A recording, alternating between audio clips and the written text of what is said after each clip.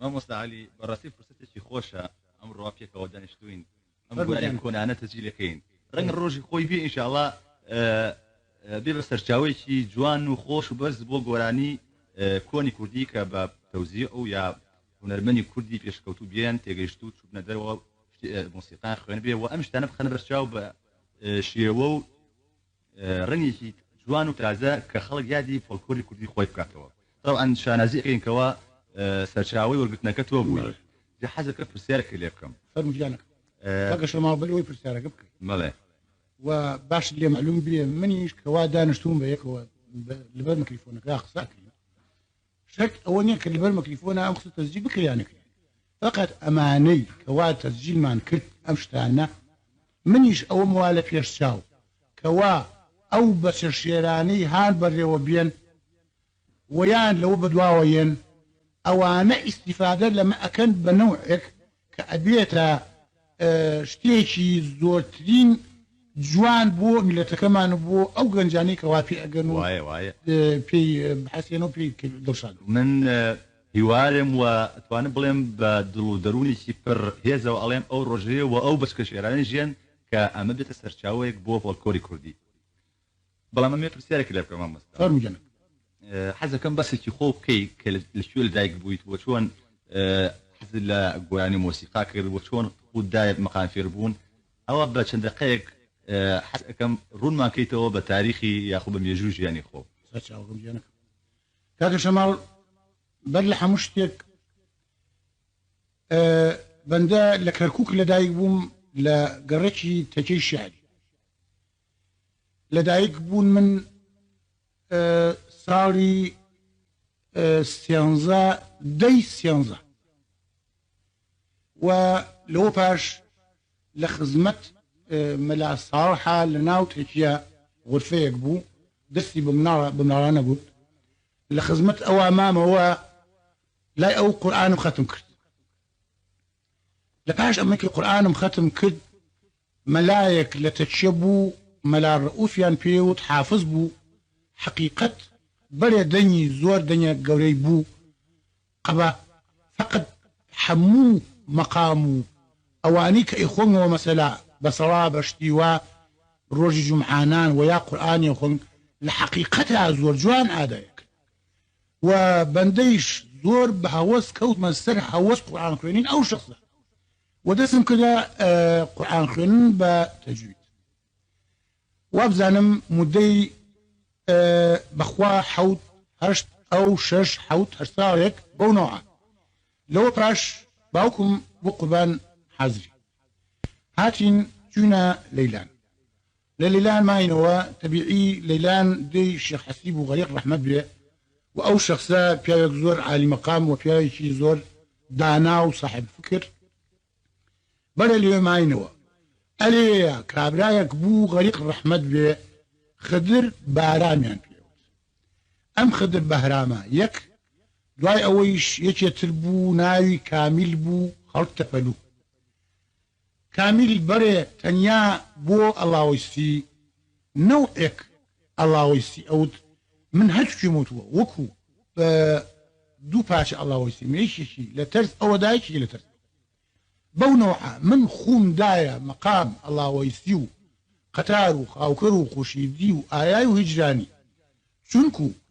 بعض الشرك لمانيكا مثلا سيانزا شوارده شولة وشواني شي حسيب رحمتي بان خدري أكد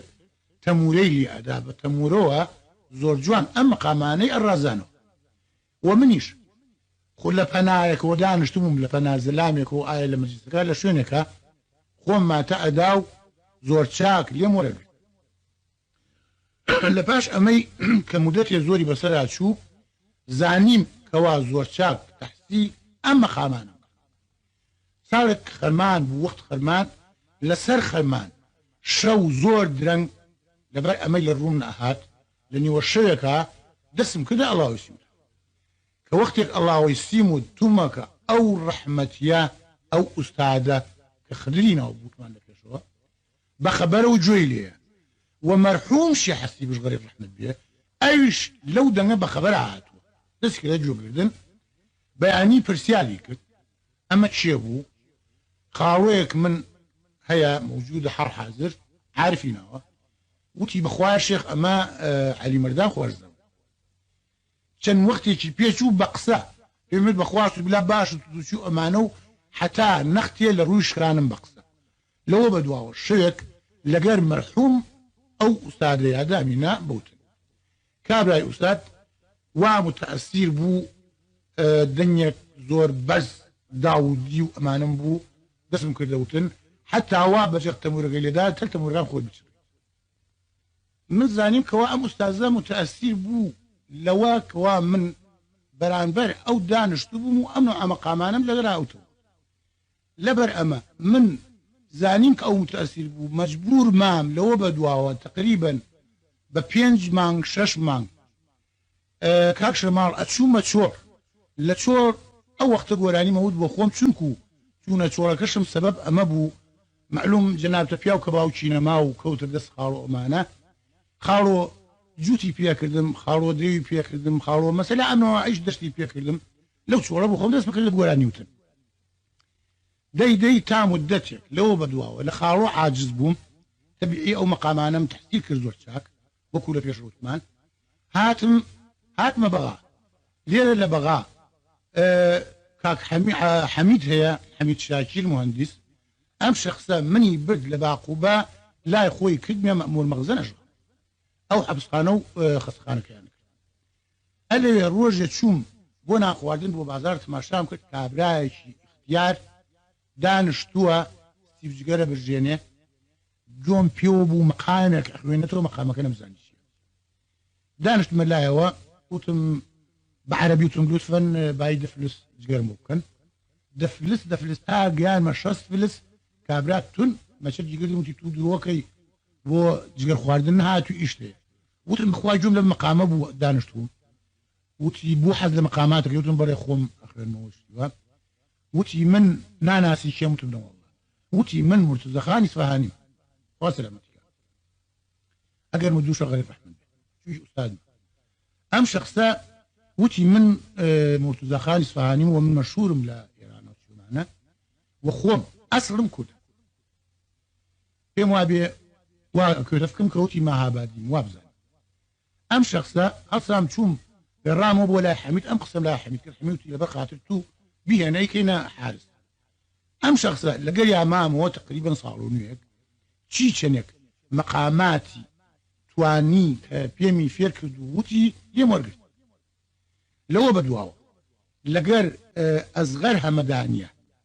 ام اصغر همداني لو عشيرتي طاهره طاهر همداني هي شاعر بولوس خويا مشهوره لنا وكل خمانه لعشيرة او شخص او اصغر اويش تقريبا شن مقامات يشتر وكو ماهور وكو ششتر وكو دشت وكو بعض مقامك اواش لو لخدمة اوا ورم فقط اوم لفكرتشو لتشيا ببناري حاجي نعمان مرحوم بو شتي اود ديم ورقت لو ملا رؤوف شورا لو محمد حافظه لغير امانه تبعي بو هنا من مقامنا تحصيلك وحتى صاري شلو حوت من كلباو خوم بيستبو خرشي كاني سادي شار بارجربو من او منطقيم باوركتا قرنجيج نبيني بري هل صام شوم بوئي ولي شوم جو مكان بابا فير يقولي خوم بينيو وحتى شيخ وعفريكا فرموي بري تو كاني ساردي تو نار مكاني ساردو نبان وشو اماني مني همو ورقل دوكوا من شيء موشيني جاك شمال قصير جا زورا اگر لطفا قيد لحفيت ان شاء الله دانشين طيب چونكو خلق او خلقان واكو جاران باشا والله ما مستعمل ام يجو يكونوا ببستي بويك واتشون هايتو بغاو شو تيزقو ام جيانا تعدد بكير كوا تا امريتيانو انكاري طبعا دستي هنري ناكري لإزقو لكوري هنري باوجودي كردي فولكوري كردي راسي بخواك شمال كمن او بو حسن كرد لم بغايا مامو شو ما لا انجليز كان برلوي كوا امريكا اريم شو ما لا حميد لتاريخ كابو كوا لا يسقبو فقط لا تشلو يكو تشلو دوابك هو حميد فقط لو بيشتري بري لهني دي امام وام عسكر رشيدات فيها وثني دي لو لا انجليزي كان ايش او تاريخه غريق الرحمة به معروف رصافي دعواتي شكت سامي شواش لم بغداد سامي شواي كمان جاتي مصري هاتبو حتى لقر منها مقامك آياي للشريكي أبو الكلب فرقت يعني بومني لذا سامي لدعواتك يا رب أخوة كرب جنجيك زور جوان قراني أوتو كردي معاكسة يتم مقاماتي تسجيل نكرد لقر حافظ مهدي أبو عاجز يعني حافظ مهدي قرآن خويني إزقا كمشهورة بشكو جناب المسبت وتي من جولي أقرمو بزانم كان مقام باشو خرافوتم كما دام تجول من بقري من ناري لبا هو ابو عزيز تنيا او ايه يمتزكر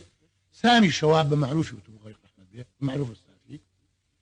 يتر هاتن بشوين منها بو حفتي ايزن دعواتك هذا كتبوها من شي دعوات كله دعواتي هاتن بدنا شو لو بدواوا شريكي كتر لبغاء او شهرتي ورقد شريكك ناوي هو مكورد بو لشريكي هو مكوردش شن قوانيكم فركت يتر دوايا ولا شريكي بيزافون قواناتهم فركت اما بو او شهرتين كدوكا لكردستانا بيان زاني وامانه كوقتي ازق كمان بو ناد يعني ازق لخدمتك كامله ما ينو بجوتي ازق تمام ما مستواني بيب لسالك ازق كودي كرايوا صار سيونو قانون ثاني بسمي قانون ثاني اول ككمل ديال كامل يكم كس يكم شخص قاب يكيك وبندش دوم بقول لك كامل كقولاني وديال تا امره بري ان شاء الله خوش تامرون خدمتي ام بس شيء انا مكدوا وان شاء الله تمام قصورناكم لم خدمته جاكاتي جيش كمردم اما بي وصيتم ابي لسيوان بالريم لقيت سيوان نابي لشوينه شنكو جي بابا في الجورم ما مصدر خوش بي وبلا منه لهر بس خشش كردستان بنجري انسان كردستان وسيوانا لا يهموا لا زور راس قد شنكو همو شاعر كان من اللي بروح ازرم لنا وانا ان شاء الله شنكو الشعر همو يعني مخويني ولا بر اما الكاس يعني